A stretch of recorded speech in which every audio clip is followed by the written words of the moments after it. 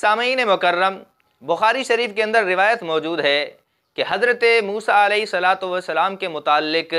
بنی اسرائیل کے کچھ بدبخت لوگ یہ کہتے تھے کہ حضرت موسیٰ علیہ السلام چونکہ ہمارے ساتھ نہیں نہاتے، لوگوں کے ساتھ مل کے وہ غسل نہیں کرتے، تو معاذ اللہ ان کے جسم میں کوئی بیماری ہے، اس وجہ سے اپنے آپ کو چھپاتے ہیں۔ اب اسی روایت کو اٹھا کے رافضی نے اعتراض کیا۔ بخاری میں یہ بات موجود ہے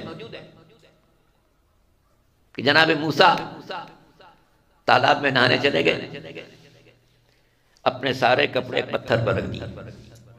اور بالکل چلے گئے۔ یہ سب بخاری ہے، پتھر پر کپڑے رکھے، نہانے چلے گئے۔ نہانے کے دوران پتھر کی طرف دیکھا تو دیکھا یہ پتھر کپڑے لے کے بھاگ رہا ہے۔ تو جناب موسیٰ اسی سے نکل آئے، جیسے کوئی بچہ واش روم جائے نہانے کے لیے اور کپڑے پہنے بغیر یوں ہی نکل آئے، تو آپ کہیں گے شیم یہ کیا کر رہا ہے، کپڑے پہن کے نکل۔ نعوذ باللہ جناب موسیٰ ویسی دھاراب سے نکل کہ سب نے سب کچھ دیکھ لیا۔ اب پتھر کپڑے لے کے بھاگا جا رہا ہے، موسیٰ دوڑاتے جا رہے ہیں یہاں تک کہ دوڑاتے پکڑ لیا، اس سے کپڑے چھینے اور اس کو خوب مارا۔ پتھر کو اتنا مارا کہ اس پر نشان پڑ گئے، اور اس نے اللہ میاں سے شکایت بھی کی کہ پالنے والی کیا دیکھ تیرے نبی نے مجھے اتنا تسلیم کرا۔ کتنی خوبصورت روایت۔ موسیٰ جیسا اولو العزم پیغمبر یوں مجمع عام میں نہانے جائے، کپڑے پتھر پر رکھے، پتھر کپڑے لے کے بھاگے۔ پتھر جمادات میں سے بھاگنا نہیں جانتا، کپڑے پتھر لے کے بھاگے۔ موسیٰ ویسے ہی نکل آئے،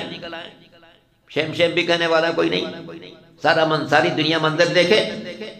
موسیٰ دوڑاتے جا رہے ہیں، پتھر بھاگا جا رہا ہے، یہ دوڑاتے جا رہے ہیں، پتھر بھاگا جا رہا ہے، یہاں تک کہ اس کو پکڑ لیا اور خوب مارنا شروع کیا۔ یہ بھی نہیں جانتے تھے کہ پتھر کو مارنے سے کچھ حاصل نہیں ہوتا۔ سامعین، اس نے اعتراض کیا بخاری شریف کی روایت پر کہ بخاری کے اندر حضرت موسیٰ علیہ السلام کی توہین ہے۔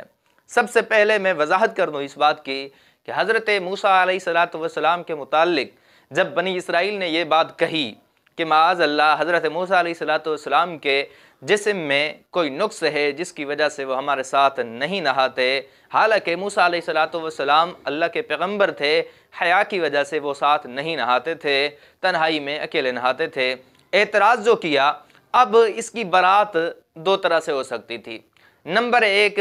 کہ خود موسیٰ علیہ السلام کہہ دیں کہ مجھے اس کا کوئی ایسا مرض نہیں ہے جو تم میری طرف منسوب کرتے ہو۔ جب وہ نبی ماننے کے لیے تیار نہیں تھے یا اتنے زیادہ ضدی یہ خیال کر سکتے تھے تو وہ یہ بات بھی نہیں مان سکتے تھے، انکار کر سکتے تھے، امکان تھا۔ دوسرا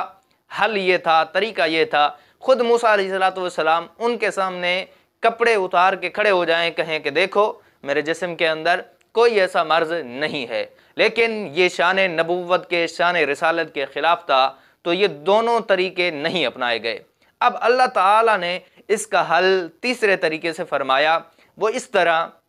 موسیٰ علیہ السلام ایک مرتبہ غسل کرنے کے لیے گئے، آپ نے زائد کپڑے اتارے اور آپ نہانے لگے۔ اللہ تعالیٰ کے حکم سے پتھر کپڑے اٹھا کے بنی اسرائیل کے اس مجمع میں گیا جو اعتراض کرتے تھے، جو یہ طعن کرتے تھے حضرت موسیٰ علیہ السلام کی ذات اقدس پر۔ جب موسیٰ علیہ السلام اس پتھر کے پیچھے آئے اور کپڑے لینے کے لیے آئے تو انہوں نے دیکھ لیا کہ موسیٰ علیہ السلام کو ایسا کوئی مرض نہیں ہے، تو اب موسیٰ علیہ السلام کو اللہ تعالیٰ نے اس منصوبہ سے بری کر دیا، اور اللہ تعالیٰ نے یہ کام ایسے طریقے پر فرمایا کہ لسان ذات نبوت پر تنقید بھی نہ ہو، اعتراض بھی نہ ہو۔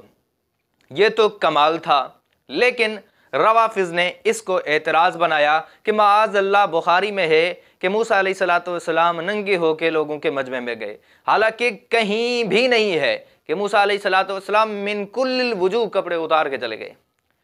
ہو سکتا ہے، بلکہ یقینی بات ہے، آج کا مسلمان بھی جب نہاتا ہے تو زائد کپڑے اتارتا ہے، لیکن پھر بھی انگوشہ باندھ لیتا ہے۔ تو پیغمبر سے کس طرح یہ ممکن ہے کہ پیغمبر نہا رہے ہوں اور سارے کپڑے انہوں نے اتار دیے ہوں؟ کچھ عقل کو بھی ہاتھ مارنا چاہیے۔ دوسری بات، رافضی نے بخاری پہ تو اعتراض کر لیا، لیکن چونکہ جاہل تھا، اس کو علم تو تھا ہی نہیں، ان کی تقریباً 7 کتابوں کے اندر یہی روایت ان کے ائمہ معصومین سے منقول ہے۔ اب تو حد ہو گئی نا، اس نے بخاری پہ اعتراض کیا کہ بخاری میں توہین ہے، اب تو بھائی تمہارے امام معصوم یہ روایت بیان کر رہے ہیں، اب لگاؤ فتویٰ امام معصوم پہ اور اپنے مذہب کی بنیاد کو ریزہ ریزہ کر دو،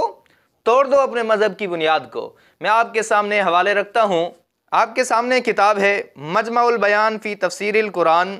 جو کہ ابن الحسن طبرسی کی ہے، جس کے صفحہ نمبر 140 پر لکھتا ہے اسی آیت کی تفسیر میں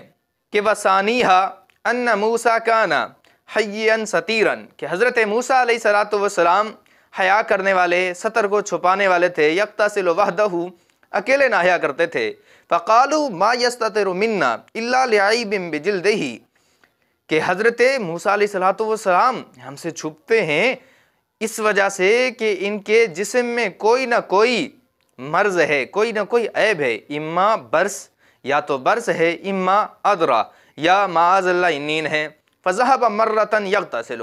پھر گئے ایک مرتبہ وہ غسل کرنے کے لیے، فوضع ثوبه على حجر، کہ انہوں نے پھر کپڑے اتار کے پتھر پہ رکھے، فمر الحجر بثوبه، جیسے نہانے لگے تو پتھر نے کپڑے اٹھا کے بھاگنا شروع کیا، فطلبه موسیٰ، موسیٰ علیہ السلام اس سے کپڑے طلب کرنے لگے، مانگنے لگے، فرآہ بنو اسرائیل عریانا کاحسن الرجال،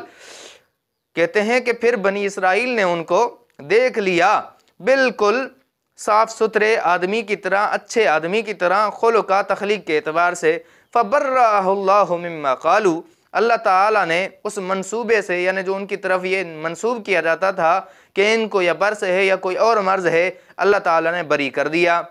دوسرا آپ کے سامنے حوالہ ہے تفسیر نور الثقلین کا، سید علی عاشور تفسیر نور الثقلین جلد نمبر 6 صفحہ نمبر 86 پہ لکھتے ہیں فی اعمال الصدوق، کہ صدوق ان کے بہت بڑے عالم ہیں جنہوں نے کتاب لکھی ہے اعمال الصدوق باسنادہ الی الصادق، اس کے اندر اپنی سند امام صادق علیہ السلام سے متصل کرتے ہوئے کہتے ہیں حدیث طویل، بڑی لمبی حدیث نقل کرتے ہیں، یقول فی ہے، تو اس کے اندر کہتے ہیں لعلقمہ، کہ انہوں نے علقمہ کو کہا، یعنی امام صادق نے علقمہ سے کہا یا علقمہ ان رضا الناس لا یملکو، کہ لوگ راضی نہیں ہوتے، والسنتہم لا تثبت، اور ان کی زبانیں قابو نہیں ہوتی، الم ینسبوا موسیٰ الی انہ عنین وآذوا حتی برأہ اللہ مما قالوا، کہ آپ نہیں دیکھتے کہ بنی اسرائیل نے موسیٰ علیہ السلام کی طرف یہ بات منسوب کی کہ معاذ اللہ وہ عنین ہیں، اور انہوں نے انہیں تکلیف دی، اللہ تعالیٰ نے انہیں بری کیا۔ بری کیسے کیا؟ اسی صفحے پر آگے لکھتے ہیں وَثَانِيهَا أَنَّ مُوسَىٰ كَانَ حَيًّا سَتِيرًا، کہ حضرت موسیٰ علیہ السلام، اس آیت کا مطلب بیان کرتے ہوئے کہتے ہیں دوسرا مفہوم یہ ہے موسیٰ علیہ السلام حیا کرنے والے تھے، ستر کو چھپانے والے تھے۔ آگے وہی بات لکھی ہے کہ یغتسل وحدہ،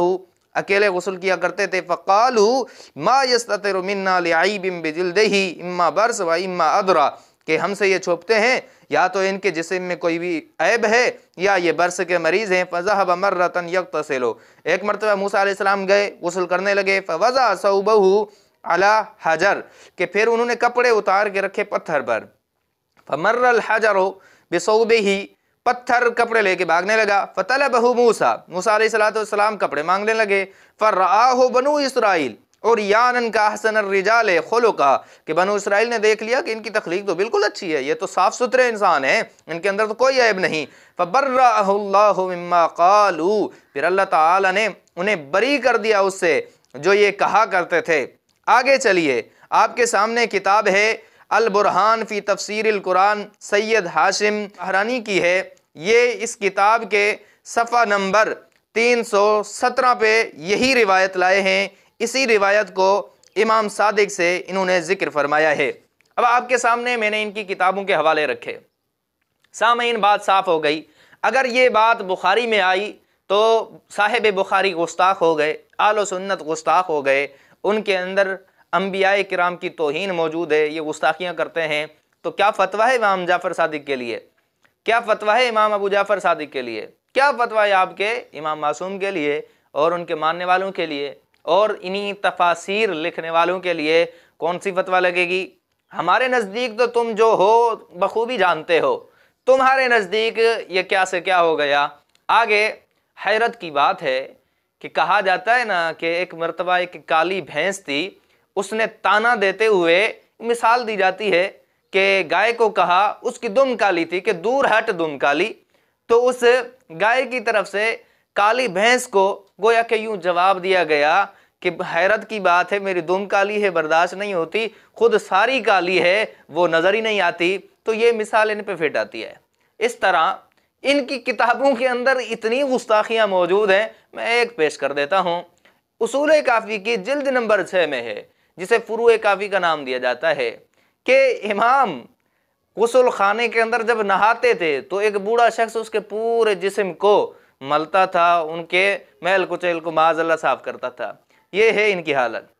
دوسری روایت سنیں، ان کی کتابوں کے اندر ہے امام مہدی جب آئیں گے ظہور فرمائیں گے، معاذ اللہ ثم معاذ اللہ مادر ذات ننگے ہوں گے۔